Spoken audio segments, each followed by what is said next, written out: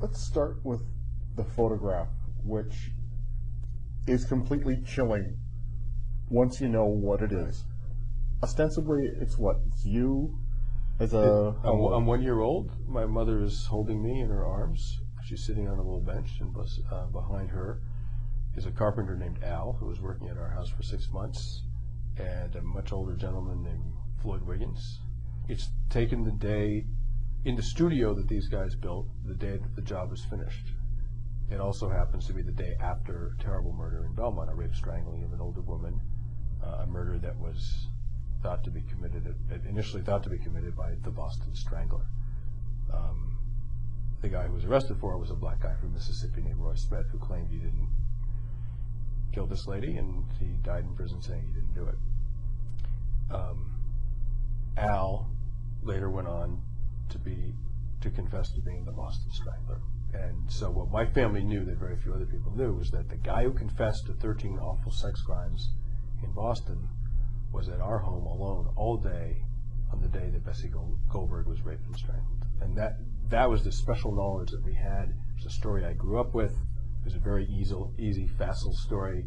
The black guy obviously is innocent, all-white town, accused of killing a white lady, convicted by an all-white jury. Of course he's innocent. And the serial killer in our house, the confessed serial killer at any rate, had to have killed Bessie Goldberg. So what I thought I was starting out to write was a sort of simple morality tale about race and justice in America, and what it ended up being was much more complicated. There were some actually pretty good reasons to think Roy Smith may have committed the murder. When I realized that, I thought, oh, okay, do I still have a book here? I thought Roy Smith was innocent. This is getting more complicated. There's also some doubt about DeSalvo, whether he really was the Boston Strangler. That's another issue.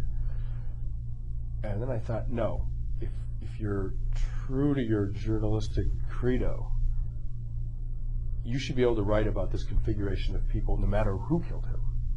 It should be inherently compelling and interesting if you handle it right, no matter what. And so I sort of redoubled my efforts and plunged on into this sort of hall of mirrors, which is a circumstantial criminal case. It really was textbook circumstantial. Textbook. But the thing about textbook circumstantial cases, it doesn't mean the guy's innocent. And as I say in the book, the thing about racism is it doesn't mean the black guy didn't do it. And that was what I finally had to confront. The innocent black guy that I'd sort of grown up thinking about my whole life, all of a sudden was a guy who, it would have been an uncharacteristic act, but it wasn't an inconceivable act for him to have committed. And there were some puzzling things, some troubling things about the crime and about how he spent his time afterwards, and frankly about his history.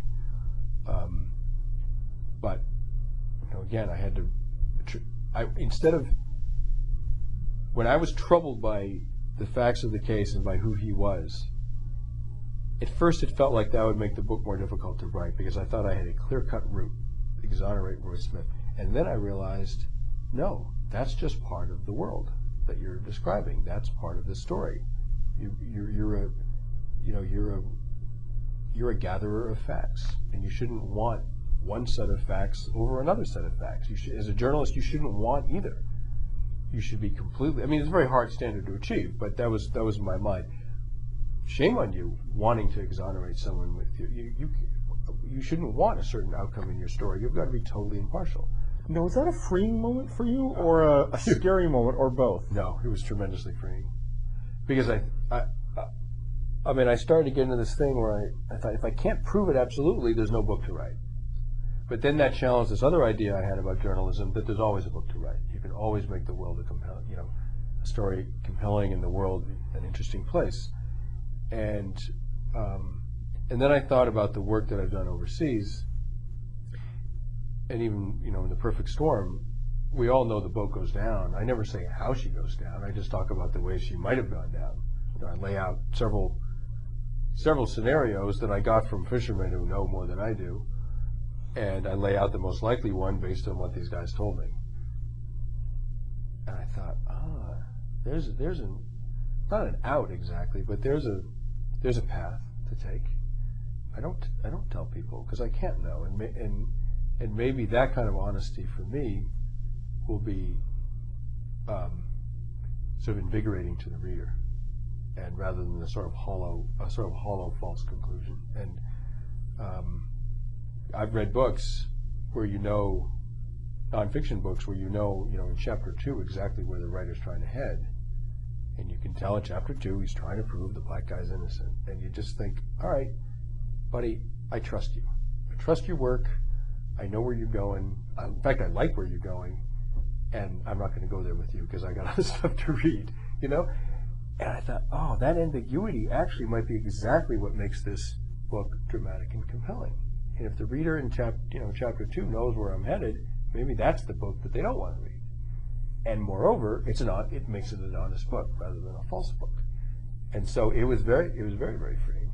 Fascinating. The book is Death in Belmont. I've been speaking with the best-selling author of The Perfect Storm, Sebastian Junger, and The Death in Belmont, distributed in Canada by Penguin.